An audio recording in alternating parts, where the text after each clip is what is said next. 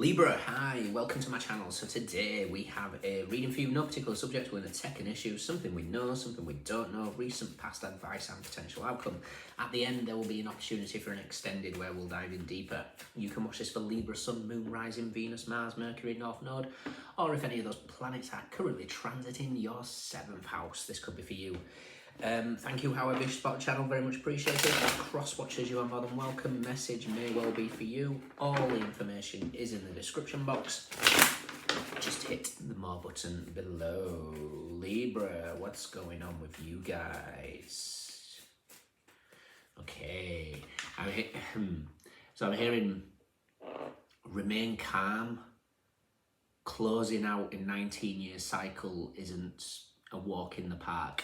So, which makes sense, you know, the South Node is in your sign, it leaves middle of January, so what, 3 weeks, 3.5 weeks left, and that's it. There's 19 years worth of karmic energies coming to an end. So there could be a lot of stuff that comes up to the surface. Have we quite learnt our lessons? Where do we, you know, North Node is in obviously your opposite sign, the 7th house. South Node is in your 1st house.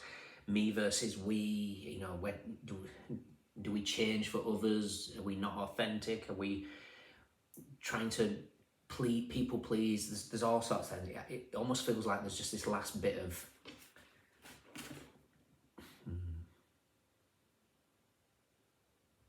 you might be pushed into situations that you maybe feel a little bit uncomfortable, but it's like a, not necessarily a test, but it's like, you know, being able to practice what you preach or something like that. One more.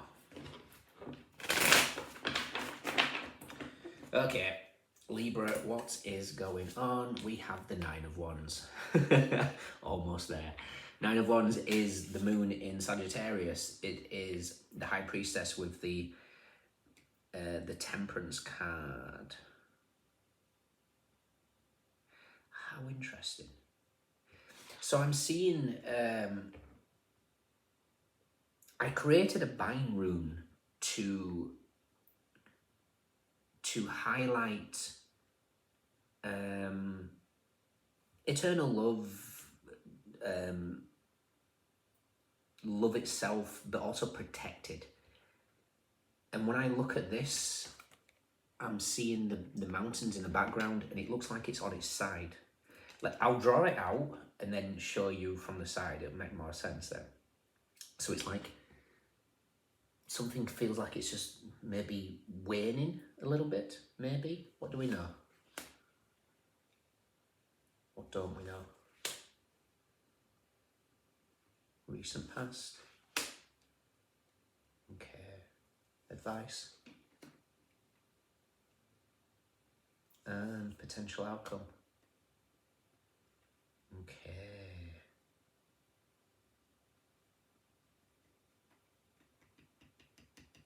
Okay, now this doesn't have to be about relationships.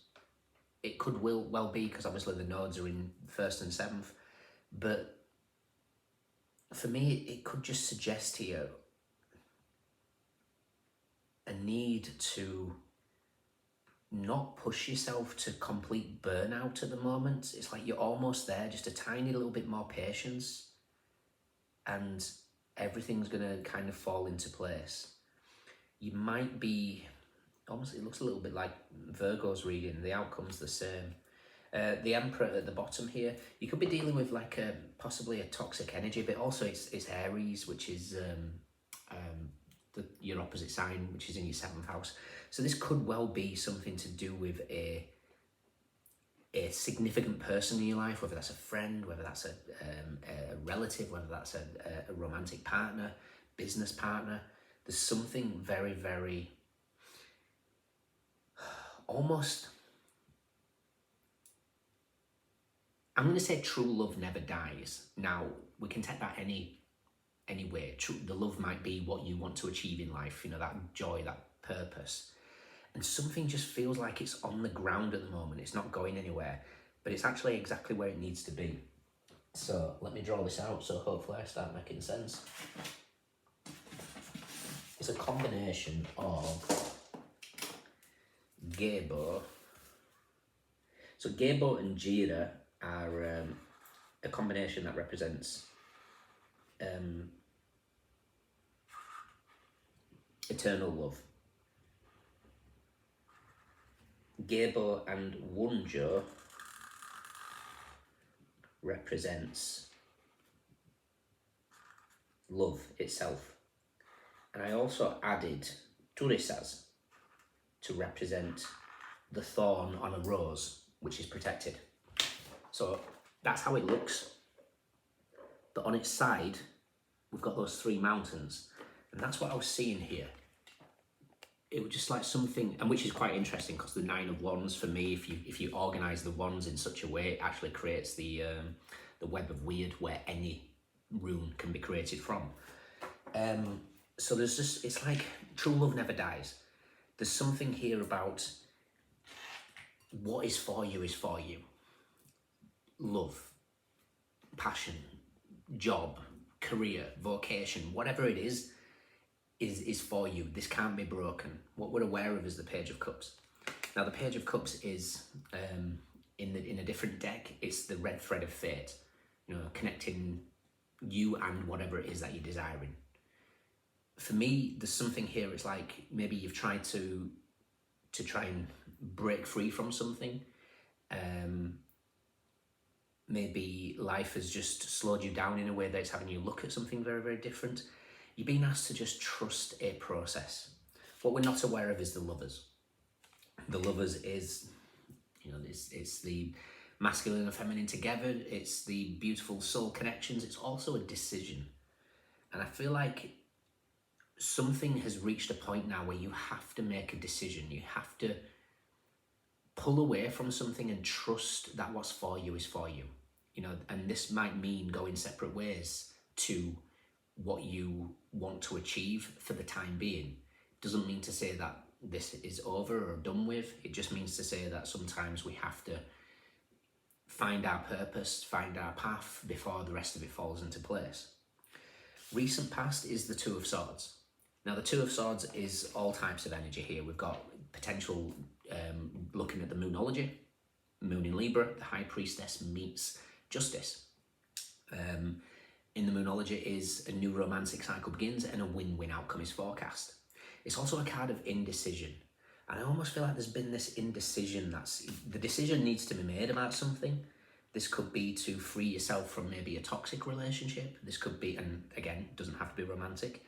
It could be a work situation. Whatever it is, I almost feel like the energy is that where you're being maneuvered around so that we can free ourselves from some sort of karmic aspect. Your advice is the Seven of Pentacles. Now the Seven of Pentacles is Saturn in Taurus. It's also a card of patience. And there's just something that's like a little bit of patience here. It's like it's almost over. If we look at Seven of Pentacles and look at it like a chart, Saturn, which rules Capricorn, your outcome is the devil. It takes 28 years to do a full circle. So if we look at a zodiac chart, every 7 years is a square and a quadrant. So Saturn could be doing like a 7-year cycle here. It feels like there's just cycles closing out. 19 years, the nodes. 7 years, some sort of Saturn quadrant. Whatever it is freeing you from these energies.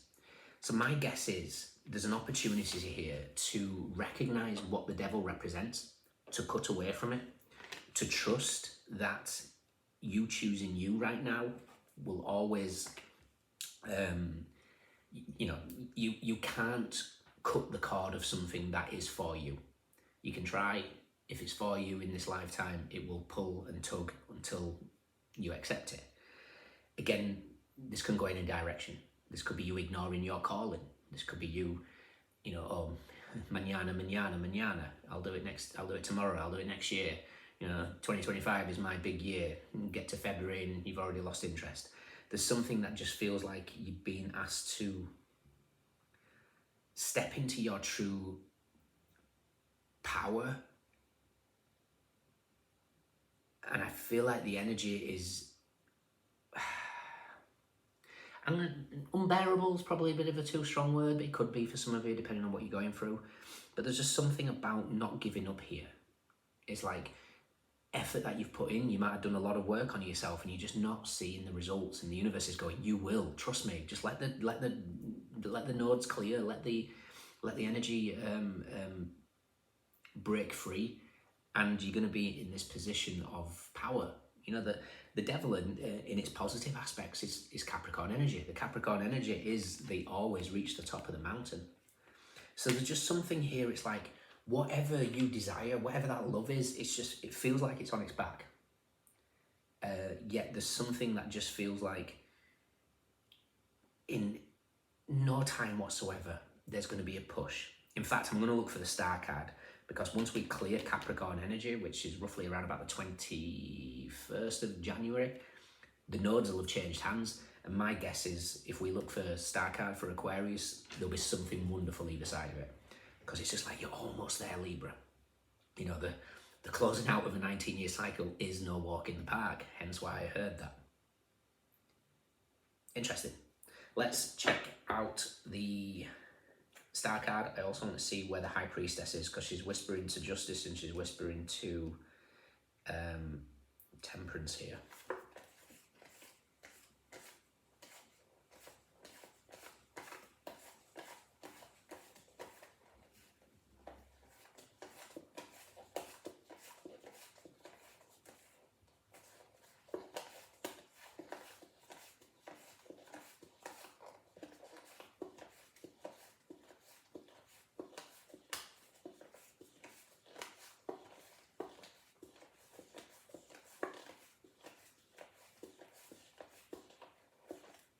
High Priestesses with the 8 of Wands and the 5 of Wands.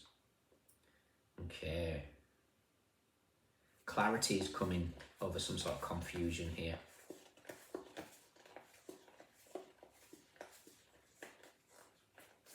Okay. Yeah, you're getting freed. Complete freedom from the... Basically, it links everything together. And it's a dramatic... Aquarius season is a dramatic transformation, because we've got... on one side, the 8 of Swords, the other, the 3 of Pentacles. Now, when we break these down, we've got Jupiter in Gemini, so the Wheel of Fortune meets the Lovers. Mars in Capricorn, the Tower hits the Devil. So we've got the Wheel of Fortune spinning the Lovers and the Tower hitting the Devil. There's something very, very significant about preparing for Aquarius season.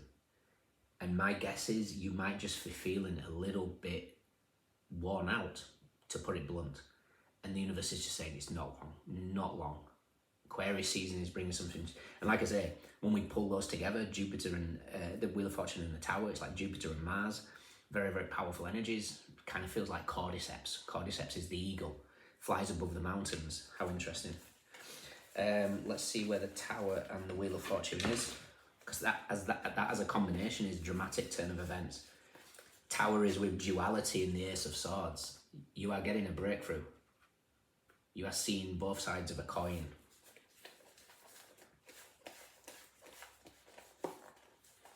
And the Wheel of Fortune